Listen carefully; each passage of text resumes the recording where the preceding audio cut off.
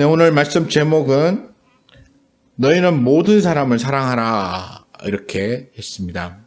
오늘 보면 여기 성경에 보면 요즘 너무 친절해요, 성경이. 그래서 이렇게 소제목들을 위에다 다 이렇게 붙여줬는데 오늘 붙어있는 소제목이 뭐냐면 원수를 사랑하라 그랬어요. 원수를 사랑하라. 근데 제가 이렇게 읽어보니까 원수만 사랑해서는 안 되고 너희는 모든 사람을 사랑해라. 그러니까 어떤 사람이든지 구별하지 말고 그래서 심지어 원수까지도 사랑해라 라고 하는 그런 말로 우리가 이해를 해야 한다라고 하는 것을 오늘 본문 속에서 봤습니다. 그러니까 원수를 사랑하라 라고 하는 것은 원수만 사랑하라는 얘기가 아니라는 걸 우리가 너무 잘 알죠. 원수까지도 사랑하고 그 밖에 더 많은 모든 사람도 사랑할 수 있어야 한다라고 하는 것을 오늘 우리 본문이 말해주고 있습니다. 그래서 오늘 본문 내용을 보면 27절 이렇게 말하죠. 그러나 너희 듣는 자에게 내가 이르노니 이렇게 말하고 있습니다. 그러나 여기 그러나라고 하는 것이 무엇입니까? 이 앞에 있는 문장이랑 이제 예수님이 또 말씀하시고자 하는 문장이랑 사이에 이렇게 반전이 있거나 아니면 뭔가 강조하고 싶을 때 그러나 그러므로 이런 단어를 주로 많이 사용하는데요.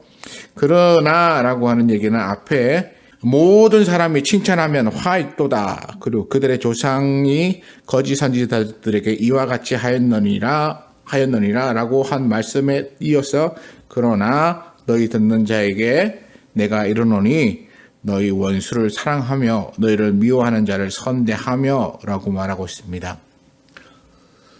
사람이 살다 보면 미운 사람이 생기죠. 네, 미운 사람이 생겨요. 사람이 살다 보면 미움 받기도 해요. 자기가 나쁜 일을 해서 미움을 받으며 사는 사람도 있는가 하면 때로는 까닭 없이 미움을 받고 때로는 전혀 의도한 바는 그렇지 않았는데 받는 사람이 오해를 해서 그걸로 인해서 까닭 없이 미움을 받게 되는 경우도 있습니다. 사람들이 살아가면서 하는 모든 일을 상대방에게 모두 다 이해시킬 수가 없기 때문에 우리는 힘들어요. 그리고 내가 하고 내가 말하는 이 모든 것들을 상대방이 다 이해해 줬으면 좋겠는데 근데 상대방이 내 말에 대하여 이해하지 못하고 그리고 다 내가 의도하는 바를 헤아리지 못한 채로 어떤 상황을 직면할 때가 참 많이 있습니다. 그러다 보니까 서로가 이제 감정이 상하는 거예요. 갈등이 생기는 거죠. 그리고는 이제 소위 말하는 원수가 돼버리는 거예요. 그래서 너 나한테 그랬지? 나도 그러면 그래야지. 이러고 원수가 되는 거죠.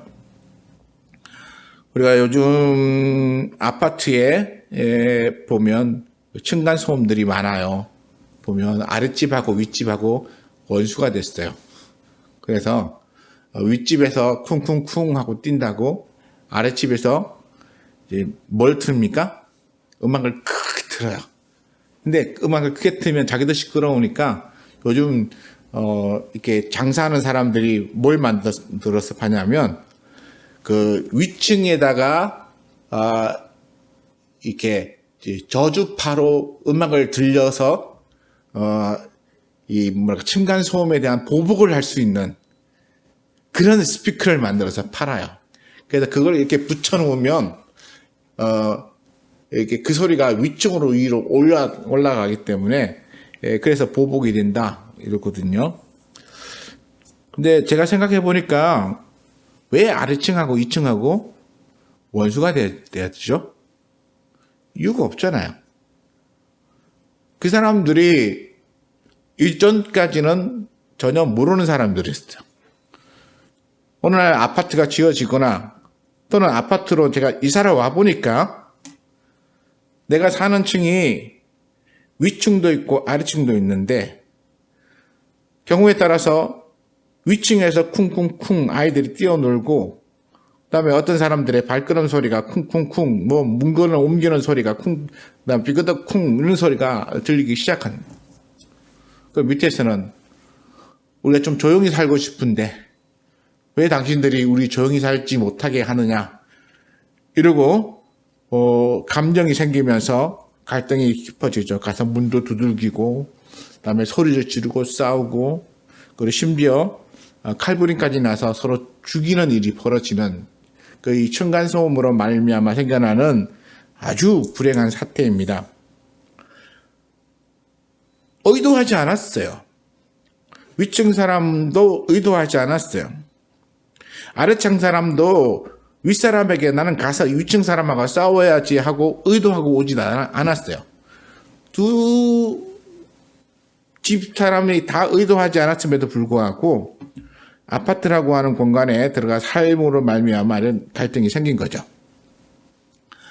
그 근본적인 원인을 따지자면 아파트 건축한 사람에게 문제가 있는 거예요.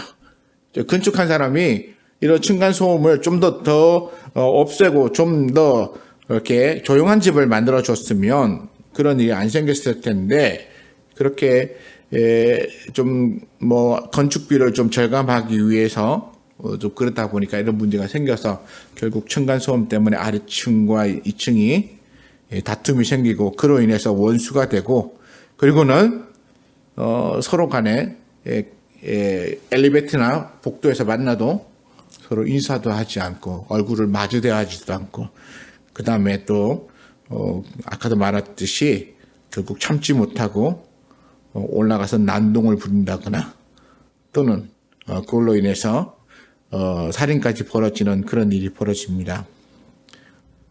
그런데 오늘 성경에 보면 뭐라고 말씀하시냐면 너희 원수를 사랑하며 너희 미워하는 자를 선대하며 너희를 저주하는 자를 위하여 축복하며 너희를 모욕하는 자를 위하여 기도하라 이렇게 말하고 있습니다.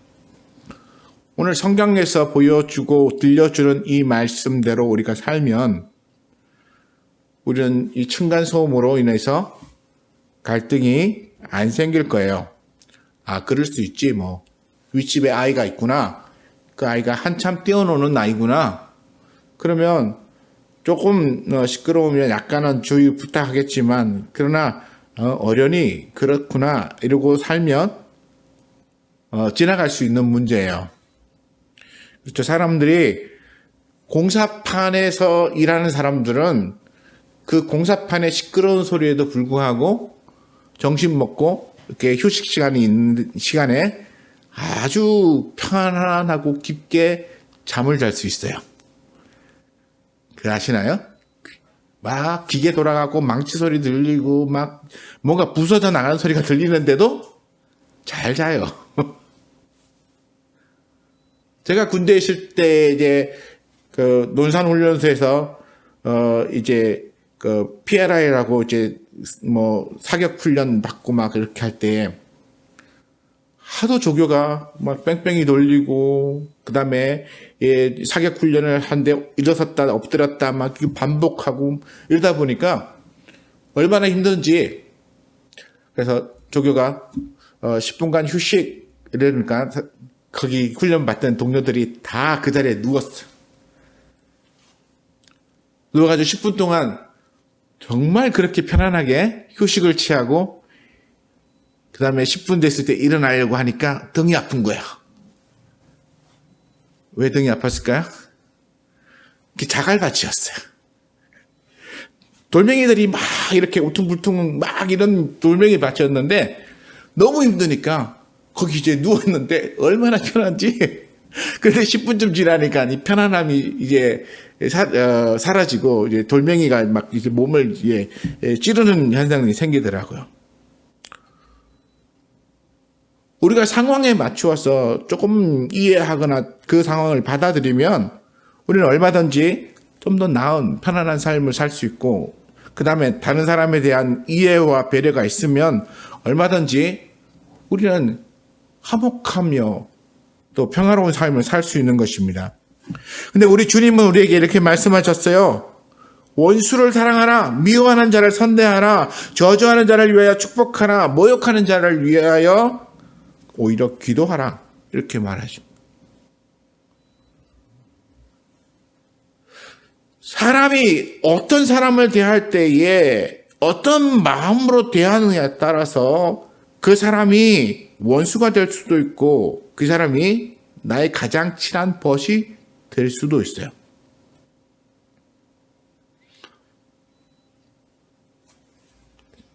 사람은 상대방에 대하여 이해하지 못하기 때문에 상대방의 그런 행동에 대하여 매우 감정이 상할 수도 있죠. 저도 살아오면서 여러 번 경험한 것 중에 하나가 뭐냐면 어떤 사람이 이렇게 굉장히 이렇게 갈등이 있더라고요. 그래서 그땐 전도사니까 이 갈등 있는 사람 이쪽 저쪽 이렇게 약간 중재 역할을 좀 했죠. 중재 역할을 하면서 이 사람이 이렇게 하는 건 이런 것 때문이야. 뭐 이렇게 얘기를 해주고 이쪽 뒤에 가서도 저 사람이 저렇게 하는 건 원래 의도한 게 아니고 그냥 성격이 그래서 그런 거야. 이렇게 좀 이해를 시켜줬더니 나중에는 굉장히 가까운 절친이 되는 것을 봤어요. 사람이 다른 사람의 마음을 이해하려고 하지 않으니까 마음이 상하는 거예요. 다른 사람에 대하여 조금만 배려하면 그러면 그 사람이 왜 그랬는지를 깨닫게 되고 그걸 깨닫고 나면 그러면 감정이 이렇게 사그러드는 거죠. 오늘 우리 주님이 원수를 향하여 사랑하고 미워하는 자를 위하여 선대하며 그리고 저주하는 자를 위하여 축복하고 모욕하는 자를 위하여 기도하라 라고 하는 이유가 뭘까요? 그 사람을 이해하라 라고 하는 것으로 저는 해석하고 싶어요. 그 사람이 왜 나를 향하여 원수처럼 대하고 그렇게 말하고 행동하는가? 악한 의도가 있어서 자기의 유익을 취하려고 하는 사람도 있겠지만 그런 사람들은 배제하고 그런 사람들은 성경에서도 배제시키더라. 그런 악한 의도로 모든 것을 알면서도 의도적으로 그렇게 악을 행하는 사람은 이렇게 완전히 배제시켜놓고 그렇지 않은 사람 있잖아요. 오해에서 빚어진 사람들. 이런 사람들에 대해서는 사랑하고 그리고 선대하고 그리고 그 사람들을 위해서 축복해주고 그 사람들을 위해서 기도해주고 그러면 그런 마음이 해결되어지는 거예요. 맞받아치고 같이 미워하고 위에서 뛴다고 이렇게 이 저주파 스피커를 천장에다 붙여놓고 시끄러운 소리를 내면서 같이 갈등하여 싸우면 원수 되잖아요. 그게 자기의 삶에 얼마나 유익이 될까요? 자기 삶에 기쁨이 넘치는 삶이 될까요? 그럼 위층 사람분들은 어떨까요? 밑에 사람들 시끄러우라고 잠 못 자라고 괴로우라고 위에서 뛸까요? 그런 거 아니겠죠? 그 사람들도 생활해야 되잖아요. 근데 이 층간소음은 재밌게 뒀잖아요. 바로 위층에서 뛰는 소리가 아래층에 들리는 게 아니에요. 그러니까 위층에서 뛰는 소리가 아래층에 들리지만 바로 위층에서 뛰는 소리만 곧 아래층에 들리는 게 아니라는 얘기죠. 소리가 그 위에 층에서도 한 3개, 4개 층 위에서 뛰는 소리가 그 밑에 층, 거기서 밑으로 3, 4개 층 내려가서 들리는 거예요. 그러니까 층간소음에 우리 집은 밑에서 하도 이렇게 시끄럽다고 그래서 뭐 이렇게 요즘 나오는 스펀지 같은 거 이런 거 깔고 그 다음에 뒤꿈치를 들고 살살 걷고 막 그러는데 시끄럽다는 그런 거예요. 제가 방송 보니까 어느 날 그 집에 아무도 없는데 밑에 층에서 올라와가지고 시끄럽다고 막 문을 두드리는 이런 현상이 발생했어요. 그건 뭘까요? 위에 집에 뛴 걸까요? 그 위에 집에서 뛴 소리가 밑으로 들리는 거예요.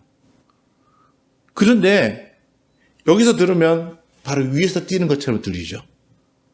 그러니까 이게 서로 간에 이해가 안 되는 거예요.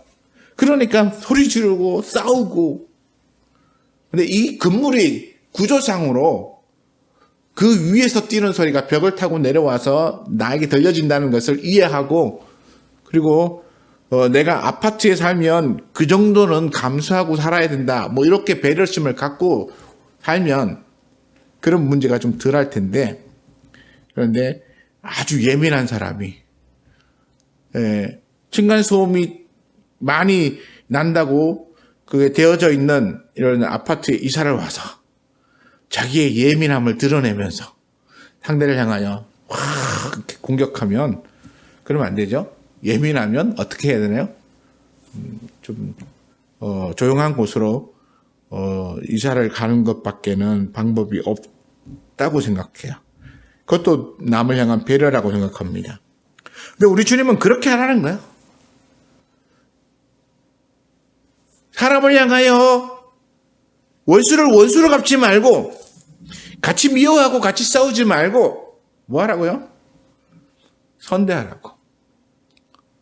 마음을 같이 하라고. 29절에 보니까 이렇게 나옵니다. 너희 이 뺨을 치는 자에게 탁 때리는. 그러니까 우리 인간적인 제일 모욕감을 느끼는 게 뭐냐면 뺨 맞는 거예요. 뺨. 그렇죠? 저도 어릴 때 학교에서 선생님들한테 그때는 이제 이런 체벌이 금지되지 않았기 때문에 많이 맞고 그랬는데, 차라리 이렇게 몽둥이로 다리나 엉덩이를 맞으면 좀 덜해요. 그런데 뺨 맞으면 굉장히 기분이 좋지 않죠. 네, 이 뺨을 치는 사람에게 오히려 반대쪽 뺨을 대면서 이쪽도 쳐달라. 요즘 그러면 이놈이 나를 놀려 이러고 또려 화를 긋지만, 그러나 성경에서 말하는 이 뺨을 치면 이쪽도 돌려대라는 말은 뭐냐면, 네가 그렇게 마음 상했느냐, 이쪽으로 때려서 분이 안 풀렸으면 이쪽을 때려서라도 분을 풀어라, 이런 의도거든요. 근데 요즘 식으로 말하면 때려봐 이러면 이건 오히려 화를 돋구는 건데, 그게 아니고 성경은 네가 이쪽 뺨을 때려서 너의 그 상한 마음에 해결을 못 받다면 이쪽 뺨을 때려서라도 그 마음을 풀었으면 좋겠다라고 하는 의도죠. 그래서 이 뺨 맞고, 그리고 이 뺨을 돌려대고, 그래서 네가 불이 풀릴 때까지 나를 때려. 그래서 네가 불이 풀렸으면 좋겠다. 그러니까 맞으면서도 상대방을 위해 주는 거예요. 상대방을. 그리고 또 보면 내 겉옷을 빼앗는 자에게 속옷도 거절하지 말라. 겉옷, 뭐 요즘은 우리 옷이 너무 많아서 옷을 뺏는 사람이 없지만 옛날에는 옷 뺏는 사람들이 많았죠. 학교에서도 보면 좋은 옷 입고 오면 어떤 불량한 학생들이 옷을 뺏고 그랬는데, 옷을 뺏기면 우리가 드는 기분이 뭡니까? 분노죠. 미워하고. 그리고 빼앗은 사람에 또는 빼앗은 놈에 대해서 이를 갈고 저놈을 내가 죽여버릴 거야. 뭐 애들 사이에 그냥 분노의 마음을 그런 식으로 표현을 하게 되죠. 그런데 겉옷을 빼앗기는 사람이 내 속옷도 벗어줄까? 이렇게 나오면 이 겉옷 빼앗긴 사람의 그 감정의 상태는 어떤 상태가 될까요? 이 겉옷을 빼앗은 사람에 대하여 분노의 상태로 속옷도 줄까? 이렇게 얘기하지는 않을 거예요. 겉옷을 빼앗겼는데 이 빼앗는 사람에 대해서 너희놈 이러고 내 것 빼놓는다고 막 분노의 마음을 하면 이걸 안 뺏기려고 발버둥을 쳐야겠죠. 그런데 내 속옷도 줄까? 이렇게 얘기할 때는 빼앗기면서도 빼앗는 사람에게 대하여 원한의 마음을 품지 않는 거죠. 우리 주님은 그렇게 자기 것을 빼앗아가는 사람에 대해서 원망하지 말라는 거예요. 뺨을 때리는 사람에 대해서도 내가 맞았으니까 화를 내고 원망하는 게 아니라 오히려 네 분이 덜 풀렸으니까 이쪽 뺨도 때리라고 하는 그런 마음으로 그 사람을 위하여 주라는 거죠. 그리고 내게 구하는 자에게 주며 내 것을 가져가는 자에게 다시 달라고 하지 말라. 여기 보면 뭐 꾸어주는 것처럼 보이지만 저는 꾸어주는 게 아니고 그 앞에 구절을 생각해 보면 이것도 내놔. 강도죠. 내놔. 그리고 강탈해가는 이 사람들을 향해서 그것을 그냥 주라는 거죠. 어쩌면이 아니라 이렇게 사는 사람들을 향해서 세상 사람들이 이렇게 말해요. 바보 같은 삶이라고. 어떻게 그렇게 네 것을 다 뺏어가는데도 불구하고 그 사람에 대해서 원한 하나 갖지 않고 살 수 있느냐? 너도 세상에서 남의 것을 뺏어와야지 살 수 있다라고 말하는 게 이 세상의 원리잖아요. 근데 우리 주님은 주라는 거예요. 그냥 쭉. 그리고 그렇게 뺏어가는 사람들 향해서 원망하지 말고 오히려 사랑하고 선대하고 그 다음에 축복해주고 위하여 기도해주라고. 뺏어가는 저놈이 잘 되게 해주세요. 이렇게 기도하는 게 아니고 저놈이 착하게 되게 더 이상 남의 것을 빼앗지 않고도 잘 살 수 있게. 저 사람이 마음을 고쳐서 회개해서 하나님의 말씀을 알고 하나님의 뜻 가운데 돌아올 수 있도록 기도해 주는 거예요. 우리 주님은 물건이 중요한 게 아니라 사람이 중요한 것이었어요. 그 상황 속에서 내가 그 물건을 갖느냐, 못 갖느냐, 내가 빼앗느냐, 뺏기느냐가 중요한 게 아니고 우리 주님은 가장 중요하게 보는 게 뭐냐면 사람이에요, 사람. 성경 전체를 읽어봐서 하나님은 사람 사랑하는 것이 얼마나 중요한지를 우리에게 계속 말해주고 있어요. 그러니까 너에게 그렇게 원수처럼 여겨지고 너를 원수처럼 대하는 그 사람을 너는 사랑해라. 왜냐하면 내가 그 사람을 사랑하기 때문에. 그래서 그 사람이 그런 행동을 고치고 돌아와서 하나님의 말씀에 순복하며 선하고 착한 사람이 되고 하나님의 백성으로 살아갈 수 있도록 만들고자 하시는 게 하나님이시거든요. 그러니까 너는 하나님의 사람이니까 너에게 그렇게 원수처럼 대하는 그 사람을 너도 사랑해서 하나님이 그 사람을 회개시켜서 하나님의 사람 만들고 싶어 하는 것처럼 너도 그 사람을 위해서 축복해주고 위해서 기도해주고 그리고 그 사람이 돌아와서 하나님의 사람이 될 수 있도록 선대하라는 것이죠. 그냥 뭐 미워하는 사람을 성경에서 용서해줘야 된다고 하니까 난 용서해줘야지. 그런데 이 분노를 안 가라앉는 이유는 그게 뭘까요? 성경대로 하라고 해서 내가 하는데 내 안에 분노를 안 가라앉는 거야. 왜냐하면 성경대로 해야 되는 이유가 뭔지 잘 모르기 때문에요.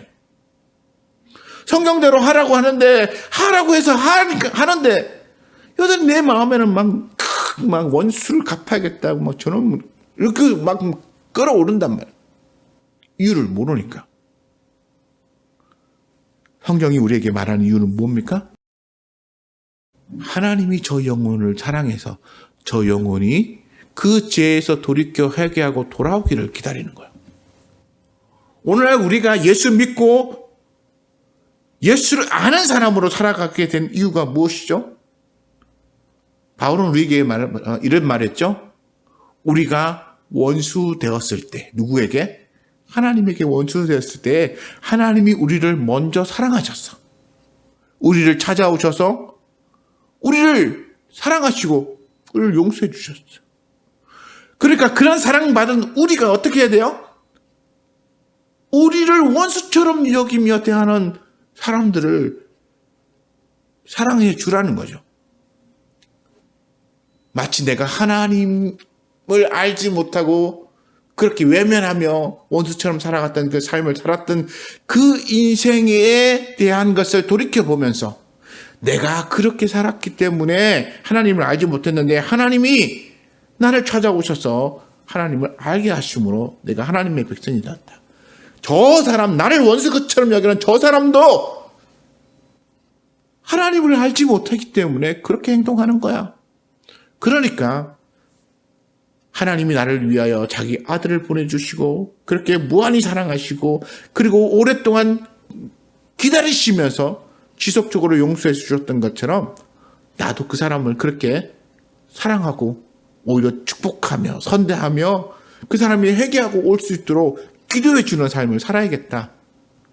바로 그것을 하라는 것이죠. 그냥 원수를 사랑하라고 원수 사랑해야 돼 원수 사랑해야 돼 이거 가지고는 우리 이길 수 없어요. 내가 그 원수를 왜 사랑해야 되는지 이유를 분명히 알아야 되고 하나님이 왜 그렇게 사랑해야 되는지를 알아야 되기 때문에 그렇게 알면 하나님이 저 사람은 구하려고 그러는 거구나. 그러니까 내가 저 사람을 미워하기보다는 저 사람을 구해야지. 하나님 나보고 저 사람 구하라고 나를 저 사람 만나게 해주셨어. 저 사람이 나를 그렇게 원한을 갖고 공격해도 저 사람을 이렇게 용서해야지 라고 하면 그냥 무작정 원수 사랑해야지 하는 것보다는 그래도 좀 더 수월할 거예요. 훨씬 마음이 가벼울 거예요. 그래도 쉬운 건 아니죠. 그래도 쉬운 건 아니에요. 그래서 우리에게 또 뭐라고 말씀하시냐면 남에게 대접을 받고자 하는 대로 너희도 남을 대접하라. 남에게 대접받고 싶은 대로 대접하라. 이게 뭡니까? 내가 잘해주면 저 사람이 나에게 잘해 올 거야. 그러니까 나에게 원수처럼 여기는 저 사람이 난 저 사람이 나를 좀 잘 대해주는 사람이 되었으면 좋겠어. 그러면 네가 나한테 이랬지라고 같이 맞붙으쳐 싸우면 절대로 그런 일이 없죠. 내가 저 사람을 꽉 주먹으로 누르면 힘으로 누르면 그 사람이 나한테 굴복하고 오겠지? 그런 경우는 거의 없어요. 아니 거의 없는 게 아니라 완전히 없다고. 잠시 이렇게 굴복하는 것처럼 보여도 기회만 되면 뒤집어 엎거나 아니면 도망가 버리죠. 사람의 마음을 사서 그 사람의 마음을 따뜻하게 그리고 돌이키지 않는 이상은 그 사람이 그렇게 선대하며 나올 수 있는 방법은 없어요. 그러니까 내가 누군가가 나에게 잘 대해주기를 원하고 정말 나를 원수처럼 여기는 그 사람이 나와 좋은 관계를 맺기를 원한다면 우리는 그 사람에게 먼저 선을 행하며 가는 방법밖에는 없다는 것입니다. 이게 그냥 우리가 옆에 사람에게 저 사람하고 사이좋게 지내야지 이러고 가서 안녕하세요 이러고 뭐 주는 그런 게 아니고 이거는 원수에 대한 거예요. 이웃집에 대해서도 적용해도 되지만 원수에 대한 거예요. 여기는 나를 미워하는 사람에 대한 거예요. 그 미워하는 사람이 나를 잘 대해주는 사람으로 바뀌기 위해서 내가 먼저 그 사람을 잘 대해주는 것이어야 그 사람이 마음을 고치고 돌아온다는 것입니다. 이걸 실천하신 분이 누구시죠? 예수님이시죠. 예수님이 이 세상에 오셨습니다. 그리고 원수 되어져서 살아가는 사람들에게 자기를 내어주셨어요. 하나님은 자기 아들을 내어주셨고 예수님은 자기 자신을 내어주셨어요. 그리고 기꺼이 희생하시며 사셨어요.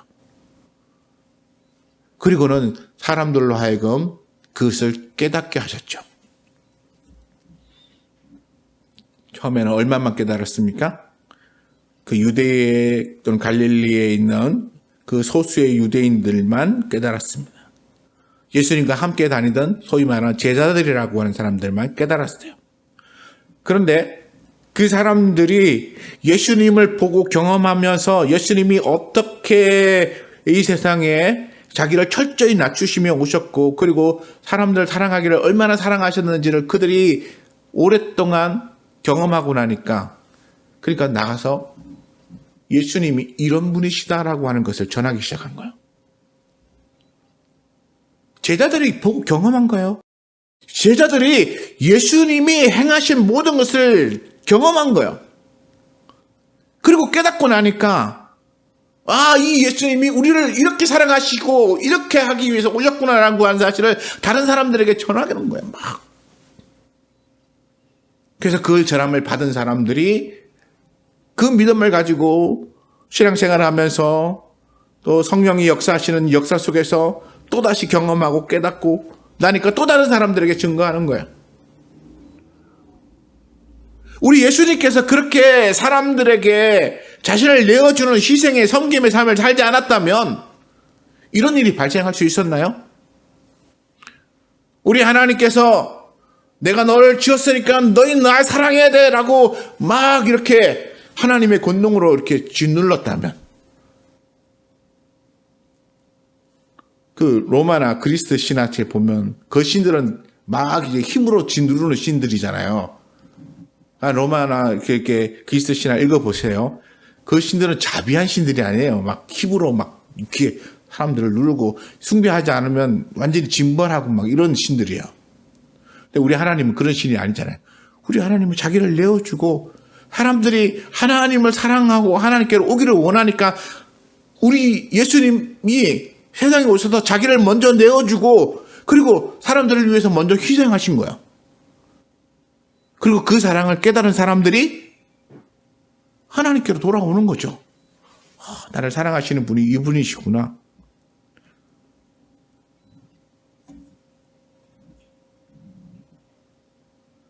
그래서 오늘 우리가 예수 믿는 겁니다. 그러면 우리는 어떻게 해야 돼요? 예수님의 그 사랑을 깨닫고 우리도 그런 사랑을 해야 한다는 거죠. 그런데 사람들은 교회에 와서 그런 사랑에 대한 이야기를 들으면서도 실제로는 그렇게 안 살아요. 어떻게 삽니까? 32절에 보니까 너희가 만일 너희를 사랑하는 자만을 사랑하면, 그리고 33절에 보니까 너희가 만일 선대하는 자만을 선대하면, 이렇게 나오죠. 우린 여전히 교회 안에 들어와서 신앙생활을 하고 또 예수 믿는 사람들이라고 말을 하면서 우리를 사랑하는 사람들만 사랑하고 우리를 선대하는 사람들만 선대하며 그런 삶을 여전히 살고 있어요. 예수 믿는다고 하면서 믿음 안에 들어왔다고 하면서 예수를 따르는 그리스도인이다 라고 하는 말을 우리가 스스로 하면서, 그런데 예수님이 살았던 것처럼 안 살아요. 그럼 우리는 예수를 믿는 그리스도인인가요? 말만. 무리만 그리스도인이에요. 무리만. 내가 진짜 그리스도인이면 어떻게 해야 돼요? 나를 사랑하는 사람만 사랑하는 것이 아니고, 그 뒤에 뭐가 나옵니까? 죄인들도 사랑하는 자. 죄인. 세상에서 죄인이라고 멸시받고 천대받는 사람들, 소외당하는 사람들, 내가 더 이상 관심을 두고 싶지 않았던 그런 사람들, 이제는 예수 믿기 때문에 그런 사람들에게 관심을 두고 그런 사람들을 사랑하는 거예요. 근데 여기 보면 그렇게 자기를 사랑하는 사람들만 사랑하면 칭찬받을 게 뭐냐? 아무것도 없다는 거죠. 죄인들도 그렇게 한다. 이렇게 말하고 있어요. 여기 죄인들이라고 하는 이 죄인에 대해서 마태복음에 가면 마태가 뭐라고 썼냐면 세리 이렇게 써요. 세리. 마태의 원래 직업이 뭐였죠? 세리였어요. 그리고 또 다른 뒤에 죄인이라고 하는, 이 누가복음에 죄인이라고 나오는데 마태복음에 가면 또 뭐라고 나오냐면 이방인이라고 나와요. 당시에 유대인들에게 죄인 취급받던 사람들이 누구였냐면 이 소외된 계층의 이 죄인 취급받던 사람들은 세리, 이방인, 그 다음에 창기 이렇게 불려지는 사람들이었어요. 그 밖에 이제 아주 이렇게 소수의 사람들이 더 있는데, 대표적인, 지난번에 제가 당시에 공인된 죄인이라고 얘기했죠. 아마 마태는 자기 자신을 그렇게 공인된 죄인 취급받던 사람이었다는 것을 너무나 잘 알고 있었기 때문에 거기에다가 세리라고 하는 걸 써 넣었던 것 같아요. 그래서 그러면 세리, 그 다음에 이방인, 그 다음에 창기라고 하는 이렇게 대표적으로 죄인 취급받던 사람들을 향해서 말씀하신 것인가 라고만 우리가 생각한다면 아닌 것 같다는 거예요. 제가 읽어보면서 그럼 예수님은 세리를 제자 삼으셨잖아요. 그렇죠? 세리를 제자 삼았어요. 그 제자 중에 세리가 있는 거죠. 그러면 야 세리야 너 마태야 넌 죄인이야? 예수님이 그런 의도로 말씀하시지는 않았을 거라고 생각해요. 여기서 말하는 죄인은 조금 더 폭을 넓혀서 하나님의 말씀에 순종하지 않는 사람들, 하나님의 말씀대로 순복하지 않는 사람들. 제가 구약 성경을 보니까 호세아서에 이렇게 나와요. 호세아서 6장에 보면 나는 인애를 원하고 제사를 원하지 아니하며 번제보다 하나님을 아는 것을 원하노라 라고 말하면서 그 밑에 쭉 나오는 얘기가 뭐냐면 그들은 아담처럼 언약을 어기고 거기서 나를 반역하였느니라. 길르앗은 악을 행하는 자의 고울이라 피 발자국으로 가득 찼도다. 강도떼가 사람을 기다림같이 제사장의 무리가 세겜 길에서 살인하니 그들이 사악을 행하였느니라. 내가 이스라엘 집에서 가증한 일을 보았나니 거기서 에브라임은 음행하였고 이스라엘은 더러워졌느니라. 이렇게 말합니다. 앞에 뭐가 나왔습니까? 나는 인애를 원하고 제사를 원하지 아니하고 번제보다 하나님 아는 것을 원한다고 말했어요. 이스라엘 백성들이 하나님께로 돌아가자. 그가 우리를 찢으셨으나 도로 낫게 하실 것이요 우리를 치셨으나 싸매어 주실 것이다 라고 그렇게 말하는 그 말 뒤에 나온 말이에요. 하나님께로 돌아가자. 근데 하나님은 오히려 그들을 향해서 뭐라고 말하냐면 하나님의 징벌을 이야기하고 계세요. 왜냐하면 그들이 하나님의 뜻을 알지 못했기 때문에요.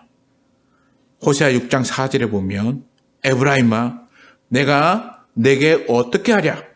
유다야 내가 내게 어떻게 하랴? 너희의 인애가 아침 구름이나 쉬 없어지는 이슬 같도다.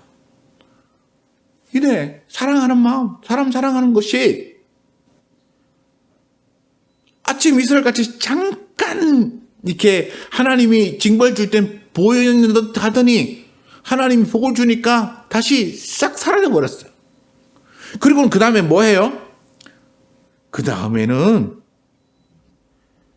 아담처럼 언약을 어기고 길르앗은 악을 행하는 고울이고 그 다음에 피해 발자국으로 가득하고 강도떼가 사람을 기다리는 것 같이 제사장의 무리가 세겜에서 살인을 행하고 이렇게 나와요. 그러니까 하나님께서는 지금 길르앗이라든가 제사장이라든가 뭐 이런 사람들을 가증한 자로 만든 그리고 그 사람들이 하나님의 사악한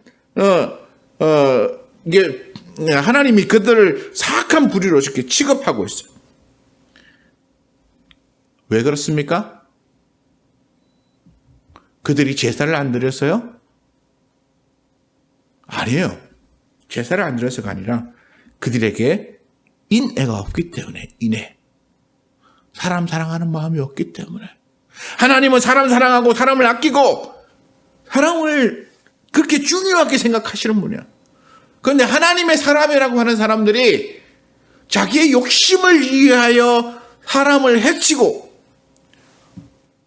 사람에게 이런 잔혹한 일들을 벌이는 것에 대해서 하나님 용서하지 않으시는 거예요. 그래서 뭐라고 했습니까? 내가 선지자들로 그들을 치고 내 입의 말로 그들을 죽였노니 내 심판은 빛처럼 나오느니라. 하나님께서 인애가 없는 사람들을 향해서 공격하시는 거야. 너희가 너희를 치겠다. 하나님께서는 우리에게 오늘날 우리에게도 여전히 말씀하시는 거예요. 너희가 사람 사랑하는 마음이 없으면, 사람들을 아끼는 마음이 없으면 너희는 내 계명을 어기는 자가. 그렇게 말씀하시는 거예요. 내 계명을 어기는 자.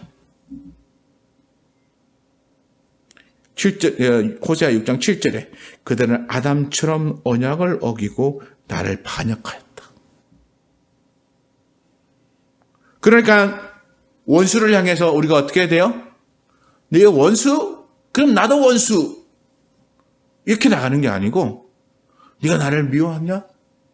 내 마음이 아프다. 난 너를, 하나님이 나를 사랑하신 것처럼 너를 사랑할래. 그리고 사랑하시는 거죠. 우리 예수님께서 십자가에 못 박히시면서 자기 옷을 빼앗기실 때에 우리 예수님이 뭐라고 하셨습니까? 누가복음 23장 34절에 이렇게 했어요. 저들이 자기가 하고 있는 일을 알지 못합니다. 그리고 용서를 구했어요. 저 사람들을 용서해달라고. 그래서 그걸 똑같이 따라한 사람이 누가 있어요? 스데반 집사가 그랬잖아요. 자기를 돌로 치는 사람들을 향해서 저들을 용서해달라고. 우리가 스데반 집사님처럼 그리스도인이라고 하는 칭함을 받겠다면 우리도 돌 맞으면서 상대방을 향해 용서해야 되는 거죠. 우리 예수님이 십자가에서 죽으시면서 자기의 속옷도 빼앗고 겉옷도 빼앗고 그리고 조롱하는 사람들 향해서 아버지여 저들이 지금 무엇을 하고 있는지 저들이 알지 못한 채로 저렇게 무지한 행위를 합니다. 용서해 주었던 것처럼 우리를 향해서도 막 공격하는 사람을 하나님 저들이 하나님을 알지 못하기 때문에 하나님의 말씀을 알지 못하기 때문에 그래서 저들이 저렇게 말하고 저렇게 행동하고 저렇게 살아갑니다. 하나님 그러니까 저들이 깨닫게 해주세요. 저들의 영혼을 깨닫게 해주세요. 저들이 그 마음을 돌이키게 해주세요. 그들이 자기 욕심대로 살아가려고 하는 마음을 회개하고 하나님 앞에 나와 진실한 마음을 갖게 해주세요라고 우리가 기도해야 한다는 거죠. 그래야 우리가 하나님 앞에 칭찬받는다는 것입니다. 34절에 보니까 너희가 받기를 바라고 사람들에게 구워주면 칭찬받을 것이 무엇이냐? 죄인들도 그만큼 받고자 하여 죄인에게 구워주느니라. 그러니까 세상의 욕심대로 살아가는 죄인들도 그렇다는 거예요. 35절에 오직 너희는 원수를 사랑하고 선대하며 아무것도 바라지 말고 구워주라. 그리하면 너희 상이 클 것이요 또 지극히 높으신 이의 아들이 되리니 그는 은혜를 모르는 자와 악한 자에게도 인자하시느니라. 여기 나오죠? 하나님은 누구에게도 인자하시다고요? 하나님은 은혜를 모르는 자와 악한 자에게도 인자하시다고. 하나님이 은혜도 모르고 그렇게 악을 행하는 자에게도 인자하신 하나님이시고 내가 그런 하나님을 믿는 사람인데 그럼 나는 아니요 하나님 나는 도저히 못하겠어요. 저놈을 내가 그냥 이러고 나간다면 나는 하나님을 따르는 사람이 안 되는 거죠. 그렇잖아요. 그러니까 그게 아니라 하나님이 저 사람을 사랑하니 나도 사랑하고 하나님이 저 사람을 어떻게든지 돌이켜서 회개하는 자로 그래서 하나님 백성 삼고 싶어 하시니까 나도 저 사람을 어떻게든지 하나님의 백성 삼게 나도 협력하고 노력해야지. 이게 하나님이 우리에게 요구하시는 거예요. 우리에게 바라시는 거예요. 그저 이웃집하고 사이좋게 지내 이 말을 하려고 우리에게 주시는 게 아니에요. 한 영혼을 구원하기 위하여 하나님이 우리에게 주시는 말씀이에요. 원수를 사랑하라는 말도 그저 저 사람하고 나하고 관계 좋게 하기 위해서 하는 말이 아니에요.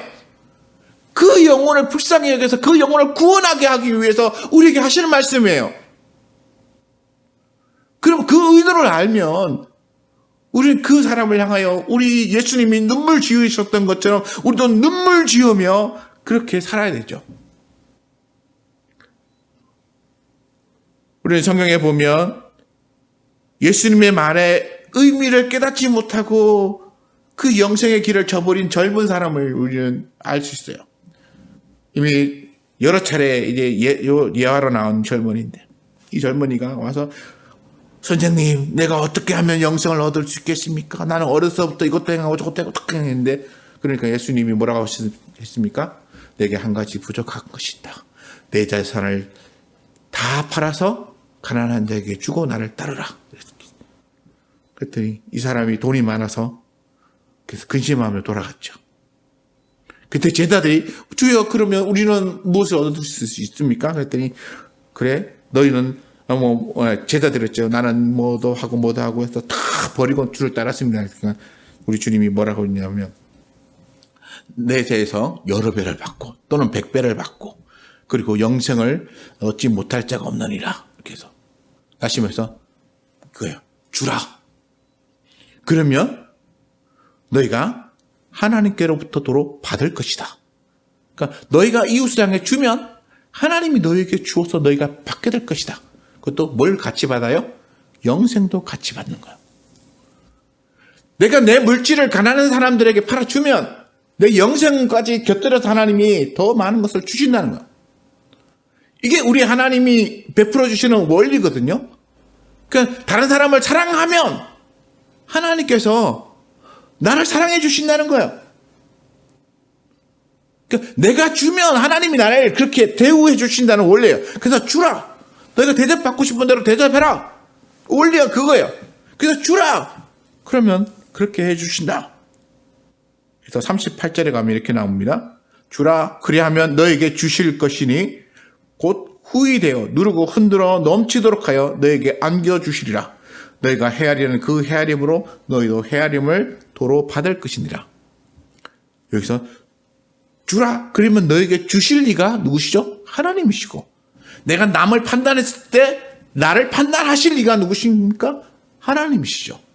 그러니까 내가 좋은 걸 하면 하나님이 나를 좋게 판단해 주신다는 거예요. 우리 예수 믿는 사람은 그 기준으로 사는 거예요. 그 기준으로. 우리 예수 믿는 사람들은 우리 하나님이 기준이 되어서 하나님이 어떻게 판단하시고 어떻게 말씀하시는지를 따라서 살아가는 사람이 될 때에 그게 내 삶의 중심이에요. 그런데 그냥 이웃과의 좋은 관계 그것만 갖고 살아가려고 한다면 우리는 너무너무 힘든 것입니다. 그래서 우리는 그저 내가 이웃하고 좋은 관계 맺기 위해서 주고받고 그다음에 날 미워하면 내가 어떻게든지 좋은 관계 만들어야지 이런 걸로 살아가는 게 아니라 우리는 우리 하나님께서 이 세상의 모든 사람들을 사랑하시며 이 모든 사람들의 영혼을 구원 얻기를 원하시는 것처럼 우리도 그렇게 많은 사람들을 사랑해야 되는데 다는 사랑할 수 없으니까 누구부터요? 내 곁에 가장 가까이 있는 사람부터. 그리고 특히 어떤 사람들은 나를 미워하는 사람들. 나를 잘 대해주는 사람은 잘 대해주면 돼요. 그 사람을 잘 대하지 말라는 얘기 아니에요. 잘 대해줘요. 그런데 우리는 그 사람을 잘 대해주는데 나를 미워하는 사람은 안 이렇게 원수처럼 얘기잖아. 그러니까 이 사람도 잘 대해주고 이 사람도 잘 대해주고. 그래서 모든 사람을 다 잘 대해주는 사람이 되라. 사랑하는 사람이 되라. 오늘 말씀의 핵심은 그거예요. 원수를 원수를 사랑하라가 아니라 원수까지도 사랑하라는 거예요. 그리고 내 주변에 있는 모든 사람을 우리 하나님이 너를 사랑하신 것처럼 사랑하라라고 하는 것이 오늘 우리에게 주신 말씀의 핵심입니다. 하나님의 말씀 듣고 모두 사랑할 수 있나. 정말 나를 위하여 자기 목숨을 내어주신 예수님처럼 나도 그렇게 희생하며 누군가를 사랑할 수 있게 해달라고 기도하시며 살아가시는 저와 여러분 되시기를 축원합니다.